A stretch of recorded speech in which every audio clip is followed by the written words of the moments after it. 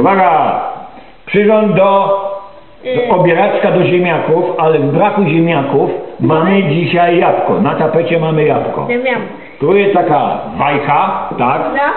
Taka stopka ruchoma. Tu jest takie ostrze, tak? Tu jest takie ostrze. I ono się tu przykłada, tak? Tylko będę musiał trochę pomóc, żeby to przygnić, bo to twarda skórka. Zeszłoroczne jabłko. To polskie jabłko jest nowe? Polskie jabłko? Polskie, tak? Made in Czyczkowy. Dobra, i jedziemy, tak? I jedziemy.